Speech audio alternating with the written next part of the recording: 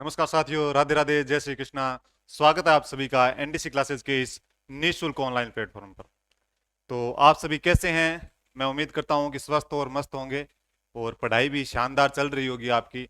Rajasthan geography जो हम कर रहे हैं मैटर, जो आज हम करेंगे, राजस्थान का जो भौतिक प्रदेश का जो लास्ट पार्ट है, दक्षिण पूर्वी पठारी प्रदेश।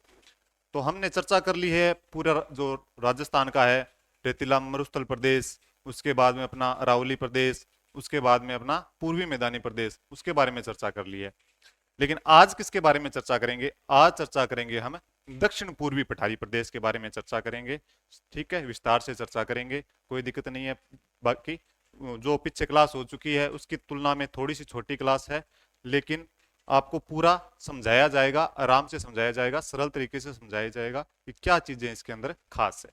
ठीक है, तो पहले सबसे पहले देखते हैं अपना कोटेशन। क्या कोटेशन है? शानदार कोटेशन है।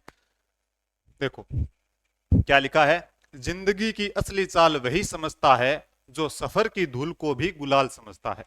यानी कि जिंदगी की चाल वो वही समझ सकता है जो क्या कर सकता है, सफर की धूल को भी क्या समझता है, गुलाल समझता है। यानी कि मेहनत मेहनत करनी पड़ेगी।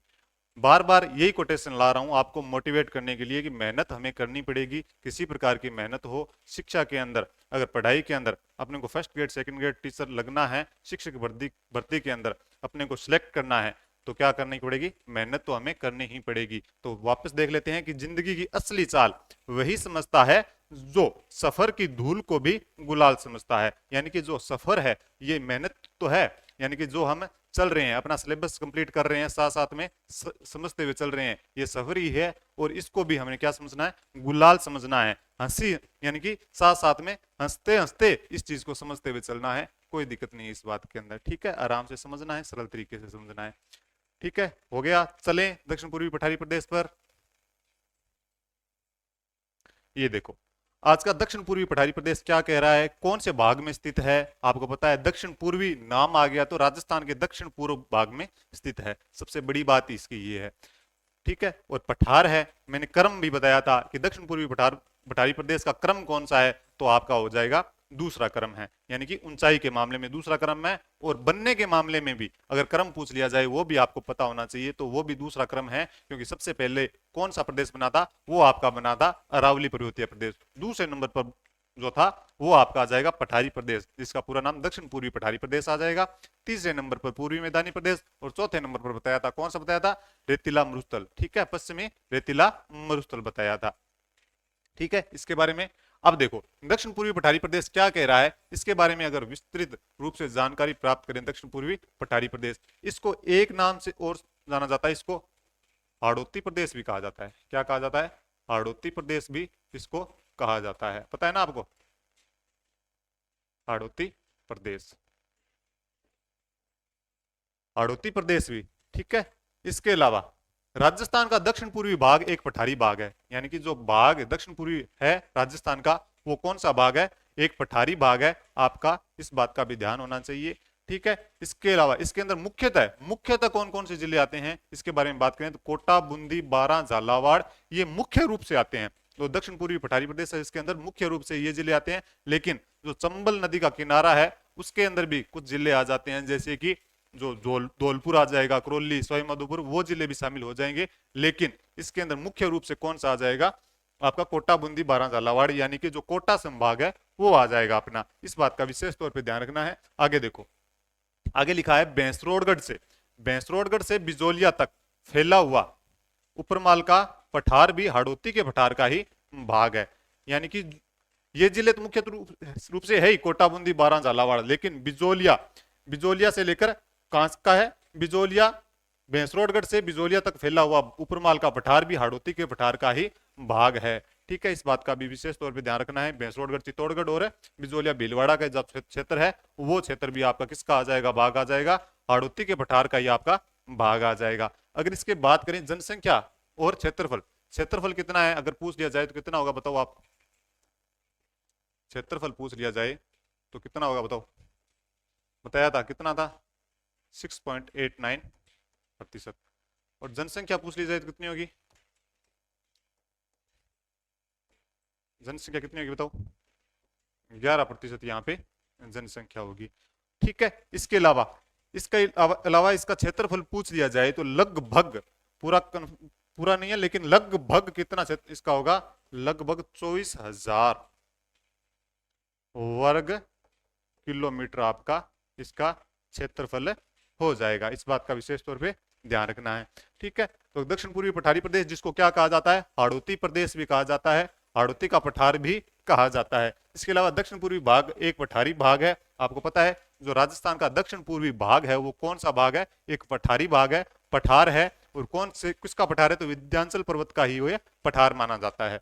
इसके अलावा मुख्यतः इसके अंदर कौन से जिले आते हैं, तो आपको पता होना चाहिए कोटा, बूंदी, बारां, झालावाड़, ये मुख्य रूप से आते हैं। ठीक है, इसके अलावा भैंसरोडगढ़ से बिजोलिया तक फैला हुआ उपरमाल का पठार भी हाड़ौती के पठार का ही भाग है। ठीक है, यानी कि जो चित्तौड़गढ़ में भैंसरोडगढ़ है और बिजोलिया भीलवाड़ा के अंदर है, ये भाग भी किसका आ जाएगा, इसका हाड़ौती का भाग आ जाएगा। ठीक है, इस बात का विशेष तौर पे ध्यान रखना है। चलें आगे, आगे देखो आगे क्या लिखा है, औसत ऊंचाई, यानी कि इस हाड़ौती पठार की औसत ऊंचाई कितनी मानी जाती है, तो इसकी ऊंचाई मानी जाती है लगभग 500 मीटर। ठीक है, 500 मीटर। अगर पूछ लिया जाए कि अरावली पर्वतीय प्रदेश की औसत ऊंचाई कितनी है, तो आप बताओ, कमेंट में बताओ कितनी होगी। अरावली पर्वतीय प्रदेश की औसत ऊंचाई कितनी होगी, तो ये आपको पूछ लिया जाए तो कितनी है उसकी, 930 मीटर है ना। अरावली पर्वतीय प्रदेश की कितनी ऊंचाई बताई थी मैंने, 930 मीटर औसत ऊंचाई थी इसकी।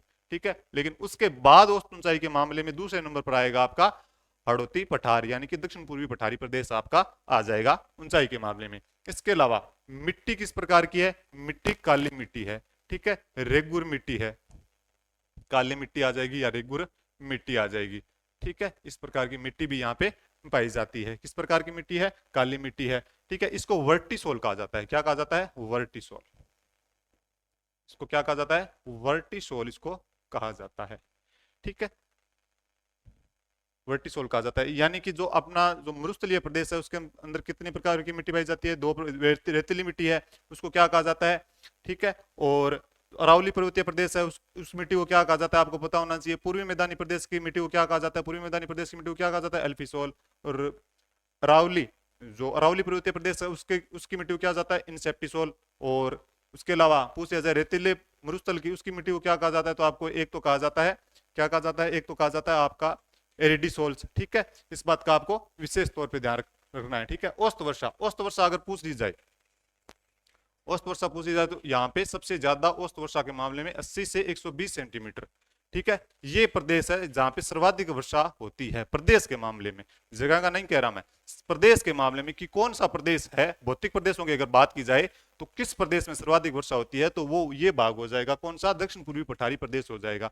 लेकिन इसके अंदर भी सर्वाधिक वर्षा वाला जिला पूछ दिया जाए तो इसके अंदर कौन सा जिला आ जाएगा, आपका झालावाड़ जिला आ जाएगा। कौन सा आ जाएगा, झालावाड़ जिला इसके अंदर भी आ जाएगा।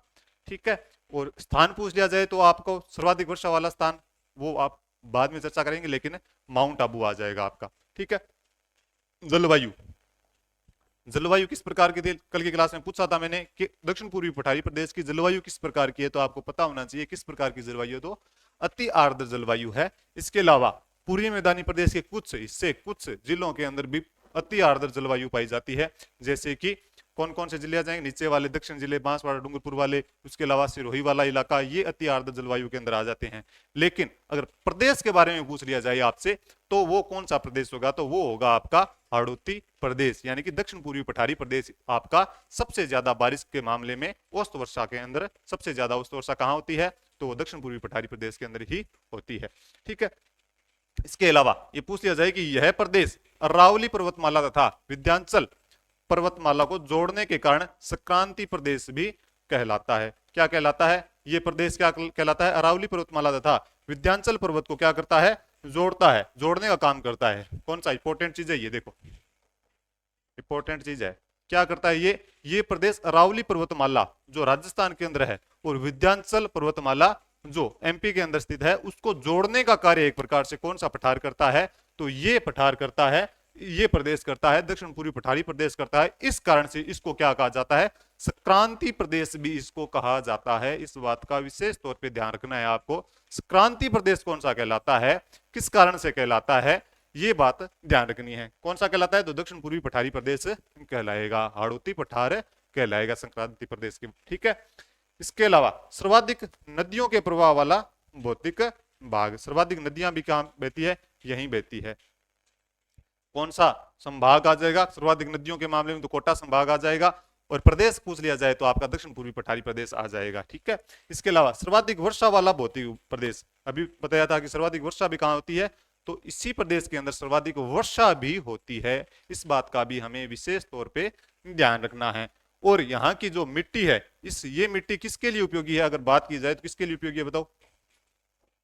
मसालों के लिए सबसे ज्यादा उपयोगी है, मसालों के लिए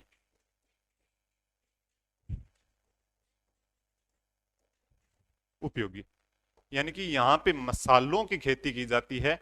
और मसालों की खेती सबसे अधिक कौन से प्रदेश में की जाती है, तो इस बात का अगर पूछ लिया जाए तो ये कहां पे होगी, तो दक्षिण पूर्वी पठारी प्रदेश के अंदर मसालों की खेती की जाती है। यानी कि जो मिट्टी जो सूट करती है सबसे ज्यादा, तो वहां कौन सी खेती करती है, तो काली मिट्टी वाली खेती है। जो काली मिट्टी कहां पाई जाती है, तो दक्षिण पूर्वी पठारी प्रदेश के अंदर पाई जाती है। इस बात का विशेष तौर पर ध्यान रखना है। ये औसत ऊंचाई पूछी जाए तो 500 मीटर, ठीक है। ऊंचाई के मामले में दूसरा क्रम भी है, ऊंचाई के मामले में दूसरा क्रम,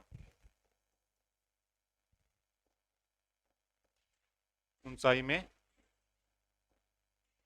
दूसरा क्रम, इस बात का भी आपको ध्यान रखना है, ठीक है। ऊंचाई के मामले में दूसरा क्रम भी है, कौन सा, दक्षिण पूर्वी पठारी प्रदेश। बनने के मामले में दूसरा क्रम है। अगर पूछ लिया जाए ये है भाग किसका, दक्षिण पूर्वी पठारी प्रदेश, तो आपको पता होना चाहिए ये भी किसका भाग है, तो गोंडवाना लैंड का ही भाग है, ठीक है। किसका भाग है, गोंडवाना लैंड का ही ये भाग माना जाता है। इस बात का भी विशेष तौर पे ध्यान रखना है आपको। ये चीजें हो गई, कोई दिक्कत समस्या यहाँ पे नहीं है। चलें आगे, सब आ गई। यानी कि क्रांति प्रदेश क्यों कहलाता है, अरावली पर्वतमाला और विंध्याचल पर्वतमाला को जोड़ने के कारण ये क्रांति प्रदेश कहलाता है।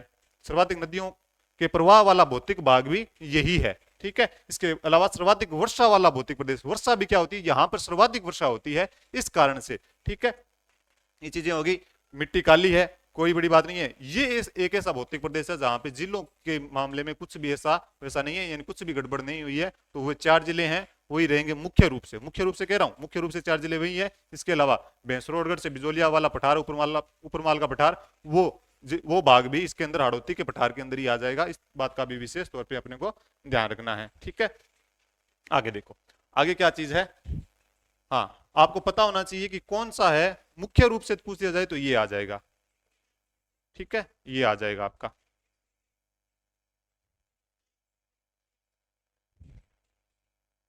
ठीक है, लेकिन चित्तौड़गढ़ जो भीलवाड़ा और चित्तौड़गढ़ के मध्य भाग है, जो उपरमाल का पठार है, वो भी आपका क्या आ जाएगा, इस हाड़ौती के पठार के अंतर्गत ही आ जाएगा, ठीक है। लेकिन मुख्य रूप से पूछ लिया जाए तो हाड़ौती दक्षिण पूर्वी पठारी प्रदेश कौन सा है, यही है, ठीक है, दक्षिण पूर्वी पठारी प्रदेश।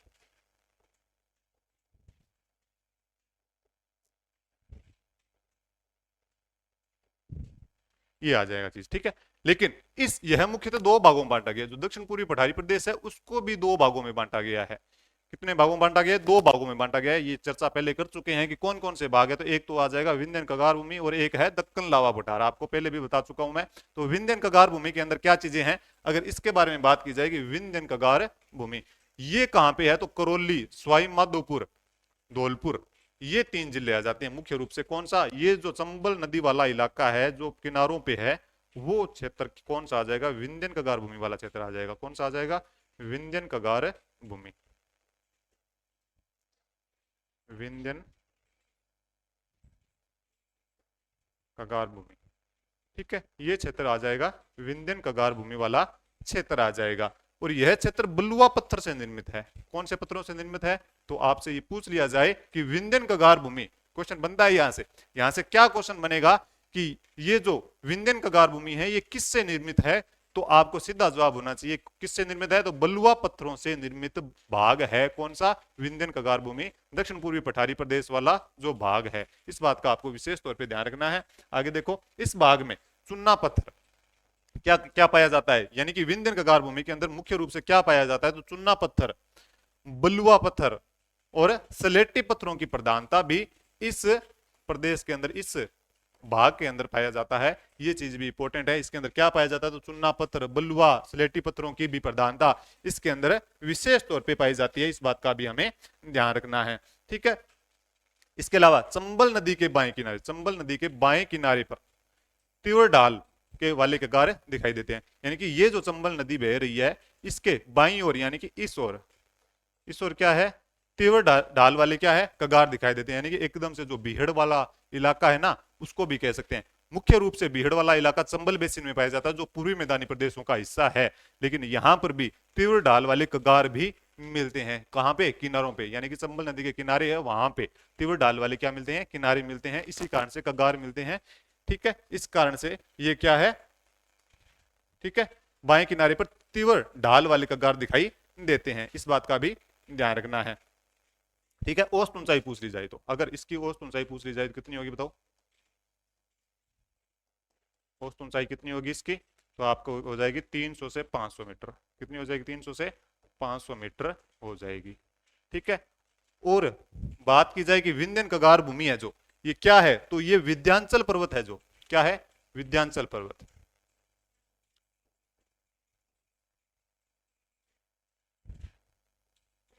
विंध्याचल पर्वत का अंतिम भाग है।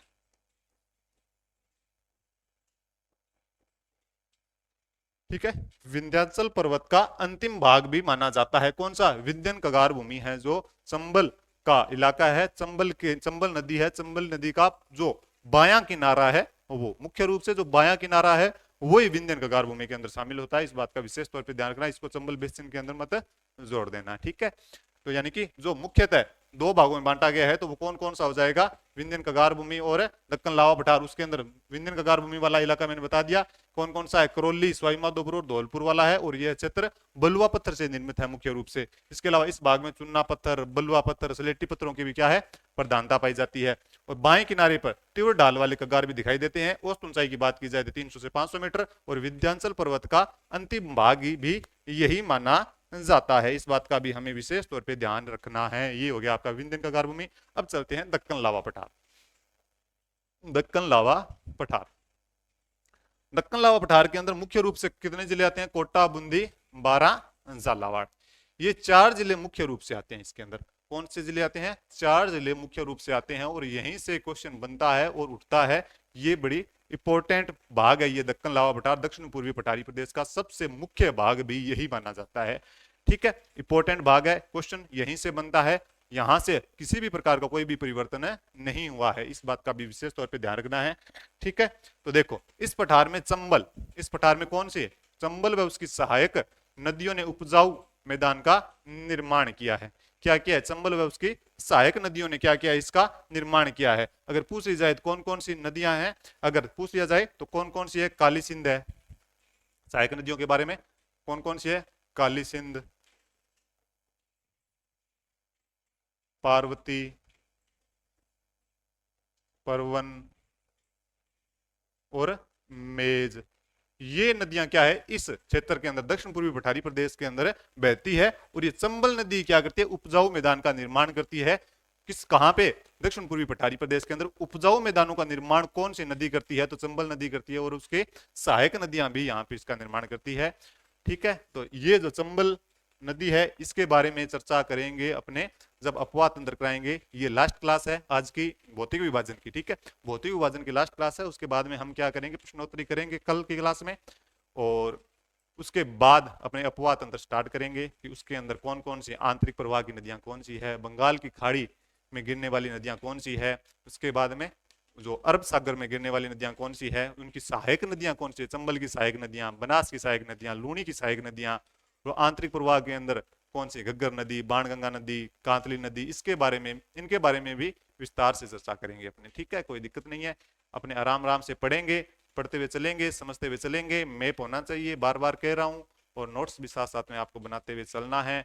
और पीपीटी आपको पता ही है कहाँ पे शेयर की जा रही है, तो एनडीसी क्लासेस के नाम से अपना टेलीग्राम चैनल है, वहां पे शेयर की जा रही है। नोट्स बना लेना हाथ से। ठीक है, तो सबसे बड़ा, मैं बार बार कह रहा हूं आपको कि सबसे बड़ा आपका हथियार क्या है, तो वो कलम ही सबसे बड़ा हथियार है आपका। तो आपको पीडीएफ नहीं, ऐसी बात नहीं है कि पीडीएफ नहीं मिलेंगी, नोट्स वहां पे मिल जाएगी, लेकिन आप इसको अगर लिखोगे तो सबसे ज्यादा याद होंगी चीजें।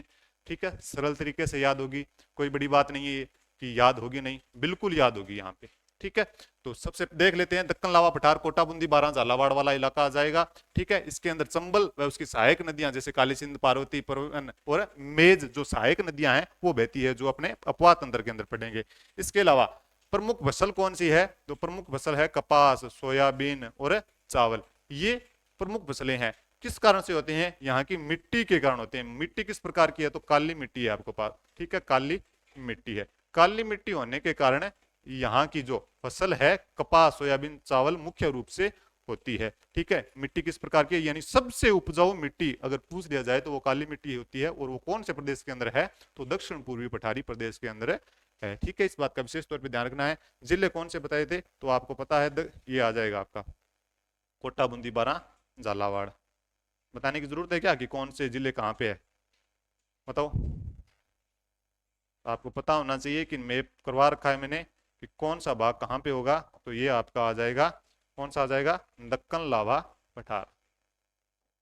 दक्कन लावा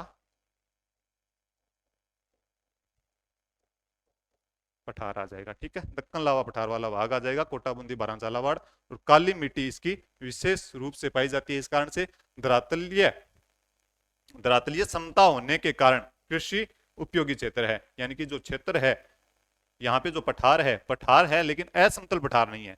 पठार है लेकिन असमतल पठार नहीं है। पठार भी क्या है? समतल है, एक जैसी है। एक जैसे होने के कारण समतल है। इस कारण से क्या है? कृषि के लिए भी उपयोगी है। है लेकिन पठार भी क्या है? समतल पठार है। इस कारण से कृषि के लिए उपयोगी है। उबड़ खाबड़ पठार नहीं है, ऊंचे नीचे पठार नहीं है। तो इस कारण से यह क्षेत्र जो है वो कृषि के लिए उपयोगी भी माना जाता है। विशेष तौर पर इस बात का ध्यान रखना है। आगे देखो, कोटा जिले में चंबल, काली सिंध व पार्वती नदी। चंबल, काली सिंध, पार्वती नदी, ये बनता है यहां से इंपॉर्टेंट क्वेश्चन कि कोटा यानी कि त्रिकोणीय जलोढ़ मैदान का निर्माण कहां होता है? तो वो होता है, कहां होता है? कोटा जिले में। क्या होता है? त्रिकोणीय जलोढ़ मैदान का निर्माण। त्रिकोणीय जलोढ़ मैदान का निर्माण। त्रिकोणीय जलोढ़ मैदान का निर्माण कहां पे होता है? तो वो होता है आपका कोटा जिले के अंदर होता है। कोटा जिले के अंदर। और कौन सी नदियां बनाती है? तो आपको विशेष तौर पर ध्यान रखना है, ये बनाती है चंबल, काली सिंध और पार्वती नदी। कौन कौन सी? चंबल, काली सिंध और पार्वती नदी। ठीक है, ये आ जाएगी चंबल, काली सिंध और पार्वती नदी। ये तीन नदियां हैं जो क्या बनाती है? त्रिकोणीय जलोढ़ मैदान का निर्माण करती है। वो भी कौन से जिले में करती है? तो वो आपको पता होना चाहिए। कौन सा जिला है? कोटा जिला आ जाएगा अपना। ठीक है, कोई दिक्कत समस्या यहाँ पे? चले आगे। दक्कन लावा पठार, कोटा, बूंदी, बारां, झालावाड़, चंबल व उसकी सहायक नदियों ने उपजाऊ मैदान का निर्माण किया है। और प्रमुख फसल कपास, सोयाबीन, चावल है, जो काली मिट्टी के कारण होती है। ठीक है, विशेष रूप से। ठीक है, इसके अलावा धरातलीय समता होने के कारण कृषि उपयोगी क्षेत्र भी यही पाया जाता है। इसके अलावा कोटा जिले में चंबल, काली सिंध व पार्वती नदी के द्वारा त्रिकोणीय जलोढ़ मैदान का निर्माण किया जाता है। ठीक है, चलें आगे। आगे देखो, आगे क्या कह रहा है? अर्धचंद्राकार पर्वत श्रेणियां। अर्धचंद्राकार पर्वत श्रेणियां यानी कि अर्धचंद्राकार पर्वत श्रेणियां कौन कौन सी है? ठीक है, जो आधे चांद की तरह दिखाई देती है, उस प्रकार की जो पर्वत श्रेणियां हैं वो कहां कौन कौन सी है? तो एक तो आ जाएगी बूंदी की पहाड़ियां। कौन सी आ जाएगी? बूंदी की पहाड़ियां। अगर बूंदी की पहाड़ियां पूछ ली जाए तो कहां पे है? तो बूंदी के अंदर ही है, कोई बड़ी समस्या नहीं है। अगर पूछ लिया जाए कि मुकुंदरा की पहाड़ियां, मुकुंदरा की पहाड़ियां यानी कि ये दोनों, मुकुंदरा की पहाड़ियां और अर्धचंद्राकार पर्वत श्रेणियों के अंदर बूंदी की पहाड़ियां व मुकुंदरा की पहाड़ियां आपके सामने आ जाएगी। विशेष तौर पर इस बात का ध्यान रखना है। ठीक है, तो ये देखो, अगर पूछ लिया जाए कि मुकुंदरा की पहाड़ियां कहां पे है? तो कोटा व झालावाड़ के अंदर है। ठीक है,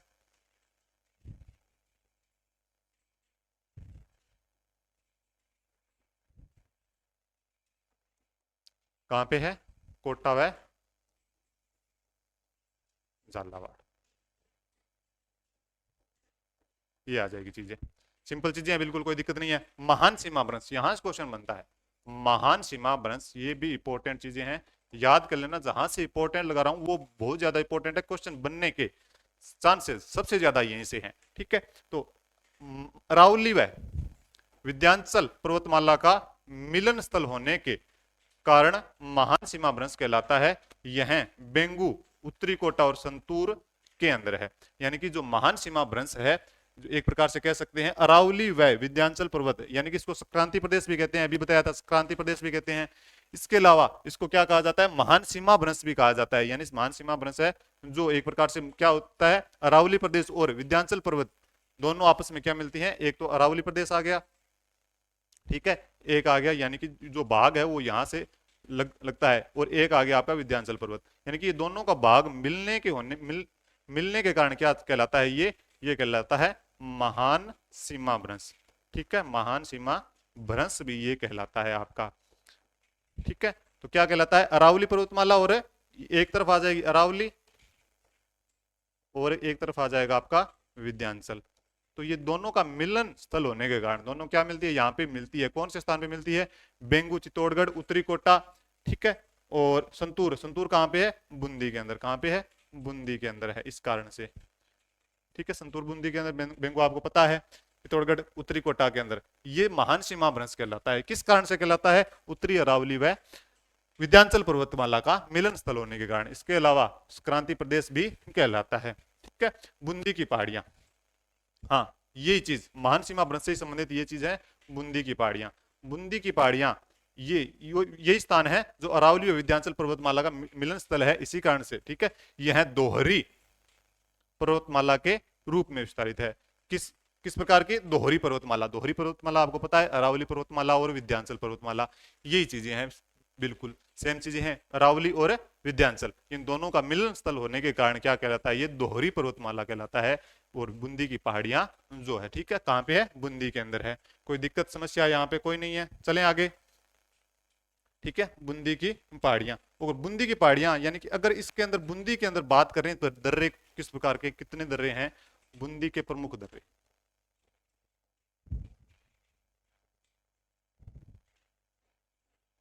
बूंदी के प्रमुख दर्रे चार प्रमुख रूप से हैं, कौन कौन से हैं बताओ। एक तो आ जाएगा लाखेरी दर्रा। ठीक है, एक आ जाएगा खटकड़।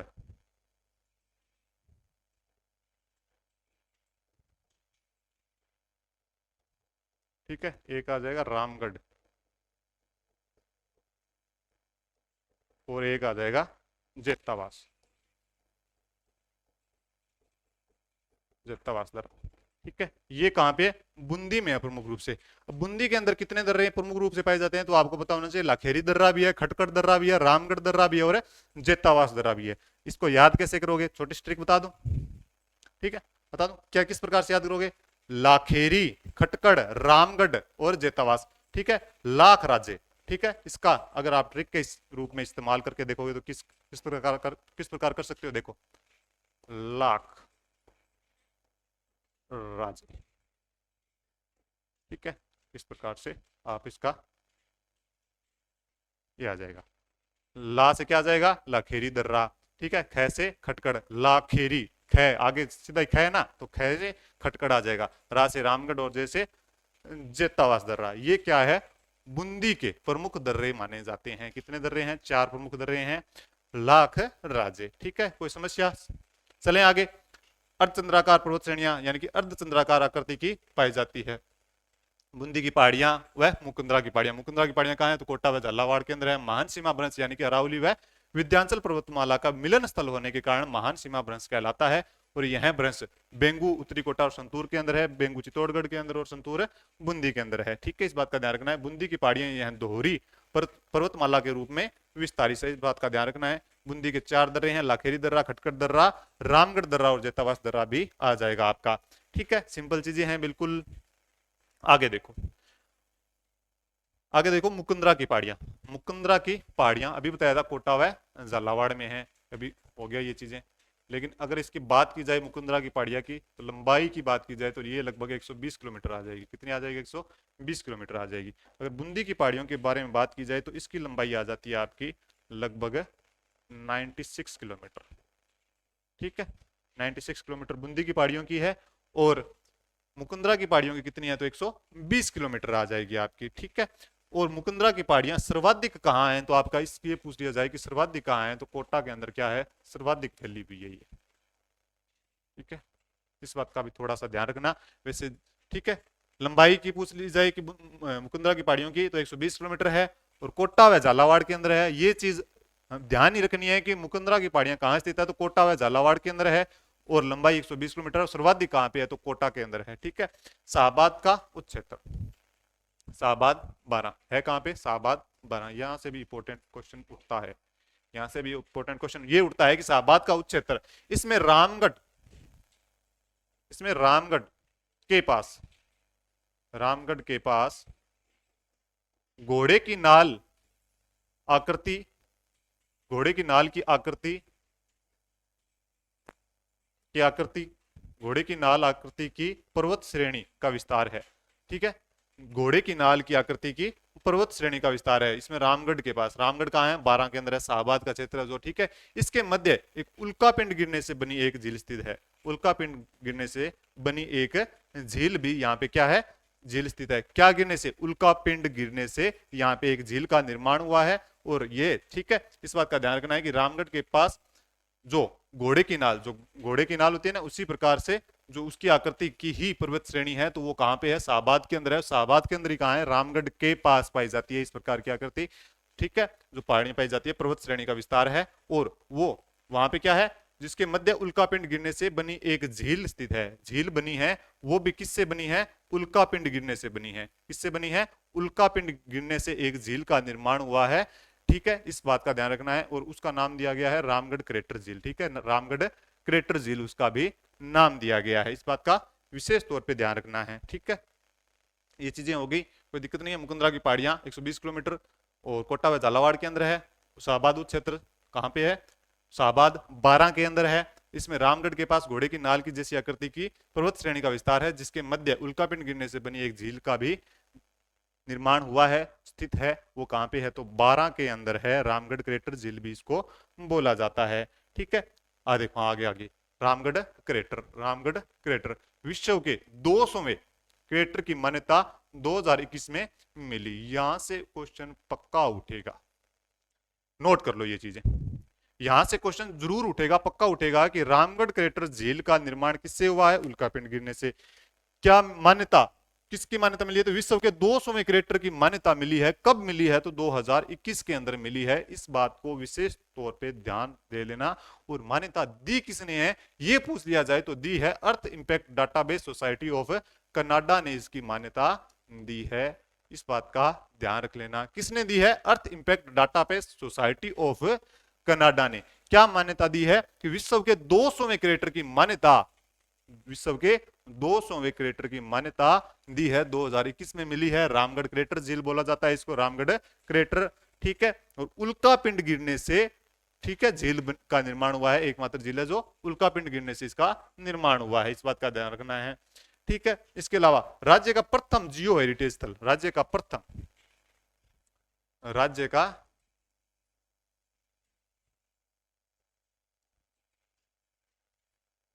प्रथम जियो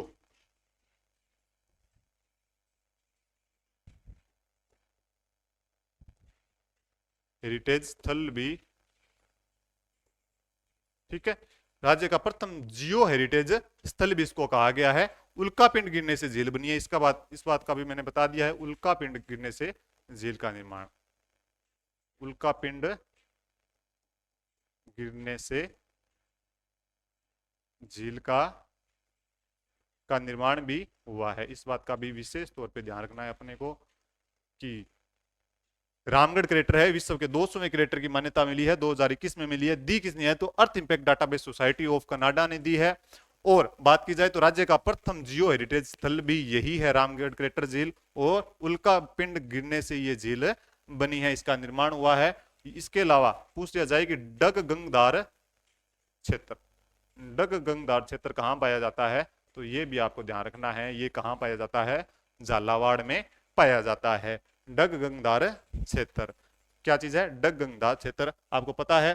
पीछे देखो, मुकुंदरा की पहाड़ियां हो गया, कोटा झालावाड़, शाहबाद का उच्च क्षेत्र, शाहबाद 12 के अंदर है। यहीं पे क्या है, रामगढ़ के पास घोड़े की नाल आकृति की पर्वत श्रेणी का विस्तार है, जिसके मध्य उल्कापिंड गिरने से एक झील स्थित है। रामगढ़ के पास क्या है, एक पर्वत श्रेणी है, उसकी आकृति कैसी है, घोड़े की नाल जैसी आकृति है।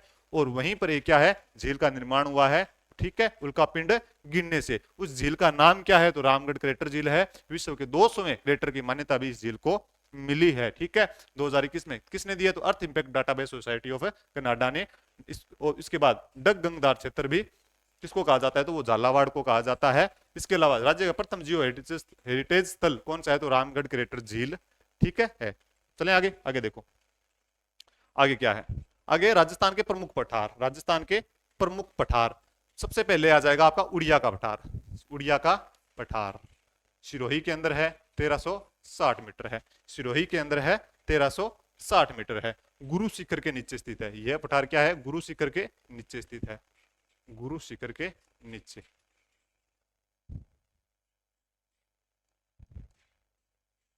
गुरु शिखर के नीचे स्थित है पठार है ये, ठीक है। और राजस्थान का सबसे ऊंचा पठार, राजस्थान का सबसे ऊंचा ऊंचा पठार भी कौन सा है, उड़िया का पठार है। इस बात का भी आपको ध्यान रखना है, ठीक है। मिक्स मत कर देना, मैं बता रहा हूं साथ साथ में उस प्रकार से नोट्स करना है। उड़िया का पठार, उड़िया का पठार क्या है, गुरु शिखर के नीचे स्थित है, और सबसे ऊंचा भी पठार कौन सा है, उड़िया का पठार आपका हो जाएगा। इसके अलावा आबू का पठार, आबू का पठार कैसा है, सिरोही के अंदर ही है ये भी, और ये 1200 मीटर है। और इसके अंदर क्या चीज स्थित है, इसके अंदर क्या इंपॉर्टेंट चीज है, इसके बारे में बात की जाए तो सबसे ऊंचा शहर, सबसे ऊंचा शहर भी यहीं स्थित है। कौन कौन सा है, तो आ जाएगा माउंट आबू। कौन सा है, माउंट आबू, ठीक है। ये दूसरा ऊंचा पठार भी माना जाता है, सबसे ऊंचा शहर है, और ठीक है। और सबसे ऊंचा शहर कौन सा है, माउंट आबू है, आबू का पठार है 1200 मीटर, ठीक है। इसके अलावा बात की जाए भोराट का पठार, भोराट का पठार कहां स्थित है, तो इसके बारे में बात करें तो कुंभलगढ़ से गोगुंदा, कुंभलगढ़ से गोगुंदा के बीच है, और 920 मीटर इसकी ऊंचाई है। भोराट का पठार की ऊंचाई कितनी है, तो पूछ लिया जाए तो 920 मीटर है। प्रमुख रूप से याद रख लेना कि उड़िया के पठार की ऊंचाई कितनी है, तो 1360 मीटर है। आबू के पठार की बात की जाए तो 1200 मीटर है, भोराट के पठार की बात की जाए तो 920 मीटर है। कुंभलगढ़ कहाँ है, कुंभलगढ़ है राजसमंद में, ठीक है, राजसमंद। और गोगुंदा कहाँ है, तो उदयपुर में है। कहाँ पे है, उदयपुर में है। इस बात का आपको विशेष तौर पे ध्यान रखना है, ठीक है। भोराट का पठार। इसके अलावा बात की जाए तो इसकी क्रमस्थली, भोराट का पठार है जो प्रताप की क्रमस्थली मानी जाती है, महाराणा प्रताप की क्रमस्थली, महाराणा प्रताप की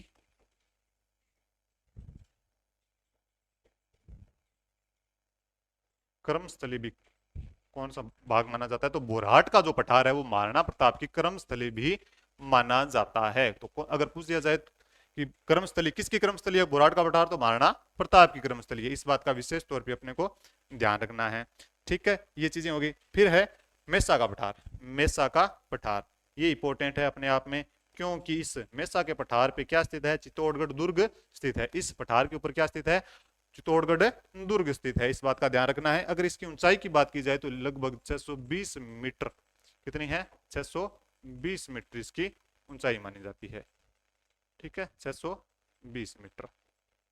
ये होगी चीजें, कोई दिक्कत।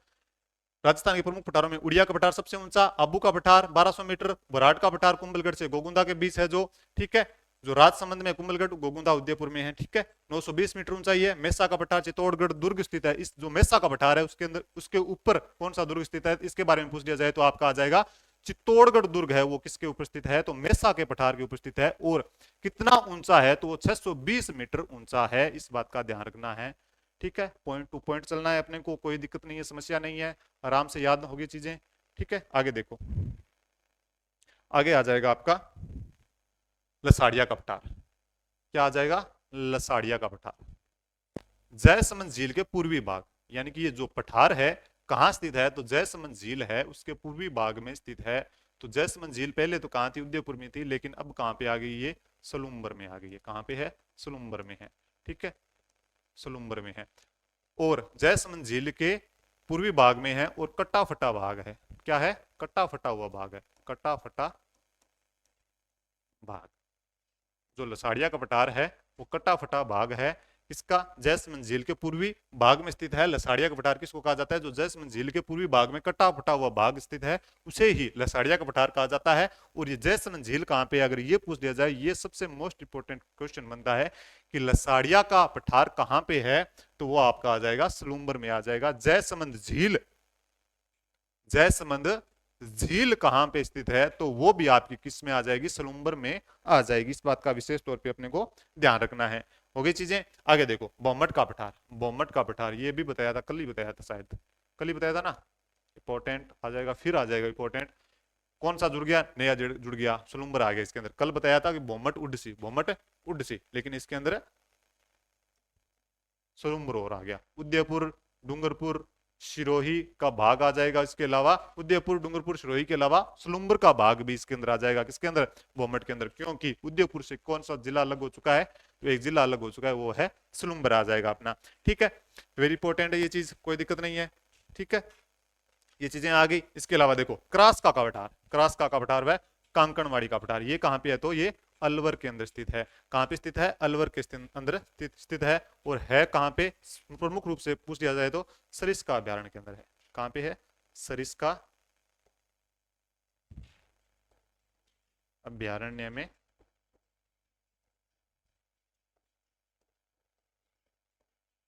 स्थित है। इस बात का भी आपको विशेष तौर पे ध्यान रखना है, कोई चीजें छूट नहीं गई ना। लसाड़िया का पठार जयसमंद झील के पूर्वी भाग में है, कट्टा फट्टा भाग है, और जयसमंद झील कहाँ पे है, सलुम्बर में है। इसके अलावा पूछ लिया जाए बोमट का पठार कहाँ पे है, उदयपुर, डूंगरपुर, सिरोही के अंदर है। और इसके अलावा एक जिला और जुड़ गया, वो कौन सा है, सलुम्बर भी जुड़ चुका है। फिर इसके अलावा क्रास का पठार व कांकणवाड़ी का पठार कहां पे है, अलवर के अंदर है। और अलवर के अंदर भी सरिस्का अभ्यारण्य के अंदर स्थित पठार है आपका, कौन सा, क्रास का पठार। इंपॉर्टेंट है ये, इंपॉर्टेंट, ध्यान रख लेना इस चीज का। क्रास का पठार व कांकणवाड़ी का पठार कहां पे है, तो ये आपका हो जाएगा अलवर में हो जाएगा। चीजें हो गई। पीछे पठार आगे सारे, उड़िया का पठार, आबू का पठार, बोराट का पठार, मेसा का पठार, उपरमाल का पठार भी बता दिया मैंने कहां पे है, बताओ। ठीक है, और इसके अलावा लसाड़िया का पठार, बोमट का पठार, क्रास का पठार या कांकणवाड़ी का पठार, ये भी आ जाएगा आपका। ये चीजें होगी कंप्लीट। ये आपका दक्षिण पूर्वी पठारी प्रदेश भी आपका कंप्लीट हो चुका है। और आपका भौतिक विभाजन का जो भी पार्ट है आपका कंप्लीट हो चुका है। तो आपके दो पार्ट कंप्लीट हो गए हैं। एक तो आपका सामान्य परिचय राजस्थान का, राजस्थान के सामान्य परिचय में अपने नामकरण, ठीक है, स्थिति विस्तार पूरा डिटेल से समझ लिया। उसके अलावा जो भौतिक प्रदेश के अंदर जो भौतिक विभाजन है, उसको भी हमने 4 भागों में जो बांटा था, उसको भी हमने आराम से समझ लिया है। ठीक है, कोई दिक्कत नहीं है। मैप के अंदर मैंने बता दिया है किस प्रकार से कैसे होगा। मैंने संभागों व जिलों को के बारे में भी पूरी तरह से वर्णन आपके सामने कर दिया है कि कौन सा जिला कहां से कटकर बना है। ये चीजें विशेष तौर पे ध्यान रखना। अगर आपके माइंड में ये चीजें है ना कि कौन सा जिला कहां से कटकर बना है, तो आपका मैं गारंटी देता हूं कि क्वेश्चन गलत हो ही नहीं सकता। आपको दिमाग में ये जरूर होना चाहिए कि कौन सा जिला कहां से कटकर बना है। आपको अगर पूछ लिया जाए कि सलुम्बुर किससे कटकर बना है, तो उदयपुर से कटकर बना है, सीधी सी बात है। सांचौर किससे कटकर बना है, तो जालोर से कटकर बना है। अनूपगढ़ किससे कटकर बना है, तो आपको सीधा याद होना चाहिए गंगानगर से कटकर बना है। दूधो किससे कटकर बना है, तो जयपुर से कटकर बना है। यानी कि ये चीजें हैं जो आपके माइंड में होनी चाहिए। केकड़ी किससे कटकर बना है, तो आपको पता होना चाहिए कि अजमेर व टोंक से कटकर बना है। ब्यावर किससे कटकर बना है, तो आपको पता होना है 4 जिलों से कटकर बना है वो, ठीक है, अजमेर, पाली, राजसमंद व भीलवाड़ा से। ये चीजें आपको क्या करनी है, थोड़ी ध्यान रखनी है। अगर आप ध्यान रखोगे इन चीजों का, तो आपके चीजें सरल हो जाएगी सारी की सारी। यानी कि नए या पुराना भूगोल के अंदर कोई भी किसी प्रकार का अंतर आपको दिखाई नहीं देगा। ठीक है, तो आपको क्लास कैसी लगी, आपको ये बताना है, कमेंट करना है, लाइक करना है, शेयर भी करना है। और मैंने आपको बार बार कह चुका हूं कि टेलीग्राम क्या करना है, ज्वाइन करना है, जहां पर आपको क्या मिलेगी, पीपीटी मिलेगी। इसके अलावा अपने जो चैनल है एनडीसी क्लासेस, ठीक है, तो उसको भी क्या करना है, सब्सक्राइब करना है। ठीक है, तो कैसी लगी क्लास, तो आप सभी का बहुत बहुत धन्यवाद, आभार। जय हिंद, जय भारत।